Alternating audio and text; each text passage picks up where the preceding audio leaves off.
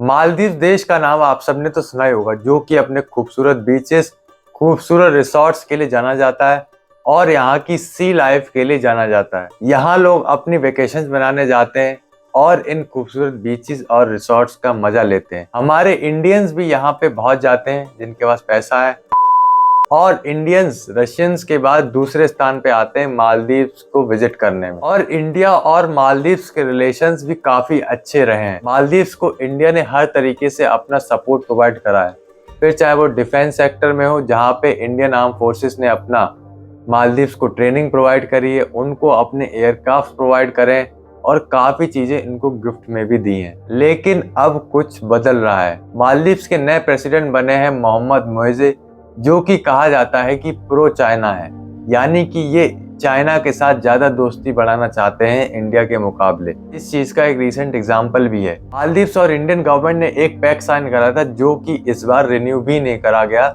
जब से मोइज़े की गवर्नमेंट आई है। मालदीव्स की गवर्नमेंट जा तो रही है चाइना की तरफ, लेकिन मालदीव्स की ये गवर्नमेंट भूल गई कि उनके बुरे समय में इंडिया ने ही मदद की थी। इंडिया ने उस टाइम मालदीव्स की मदद नहीं की होती तो शायद आज मालदीव्स में या तो डिक्टेटरशिप होती या फिर मालदीव्स आज इतना स्टेबल नहीं होता, और ये डेमोक्रेसी जो है मालदीव्स में वो भी नहीं होती। आज की वीडियो में उसी ऑपरेशन के बारे में बात करेंगे जिसमें इंडिया ने मालदीव्स की मदद करी, जिसका मालदीव शुक्रगुजार रहा था, लेकिन अब उस चीज को मालदीव्स भूल रहा है।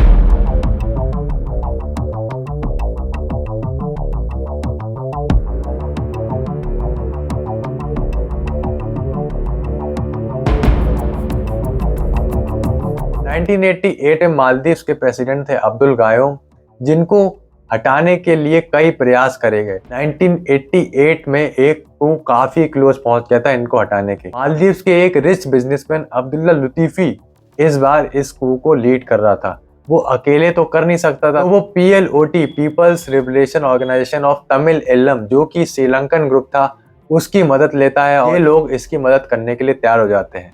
नवंबर 1988 में ये लोग मालदीव्स में एंटर करते हैं और कई गवर्नमेंट बिल्डिंग्स को कब्जा लेते हैं, और जो मालदीव्स की कैपिटल मेल का एयरपोर्ट है उसको तक ये कब्जा लेते हैं। फिर अब्दुल गायोम मदद मांगने जाते हैं। पहले USA के पास जाते हैं, USSR के पास जाते हैं, चाइना के पास जाते हैं, सिंगापुर के पास जाते हैं। ये सारे देश इनकी मदद करने से मना कर देते हैं, और फिर ये पहुंचते हैं UK के पास। UK भी इनको मदद करने से मना कर देता है, लेकिन वो इनको सजेशन देता है कि आप इंडिया से मदद क्यों नहीं मांगते। ये ऐसा ही करते हैं, इंडिया से मदद मांगते हैं, और उस टाइम हमारे इंडिया के प्राइम मिनिस्टर थे राजीव गांधी जी।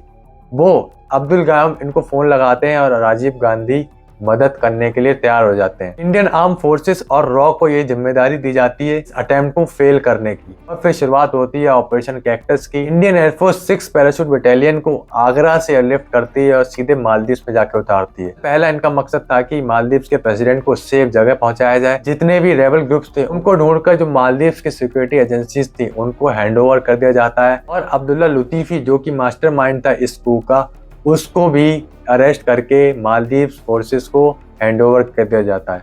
और ये ऑपरेशन इंडियन आर्म फोर्सेस ने रॉ के साथ मिलकर मात्र 18 घंटे के अंदर कंप्लीट करा।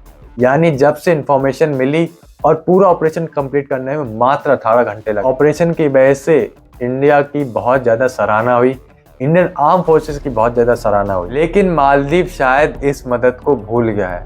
आप लोग क्या लगता है, क्या इंडिया को मालदीव्स को उसके हाल पर छोड़ देना चाहिए और इंडिया अपनी एनिमी को उसको एक और तरफ से घेरने का मौका दे दे, या फिर इंडिया को कुछ मेजर्स लेने चाहिए ताकि चाइना पीछे हट जाए? कौन से मेजर्स आप लोगों को लगता है कि इंडिया को उठाने चाहिए ताकि चाइना मालदीव्स के और करीब ना आ पाए, इंडिया के और करीब ना आ पाए?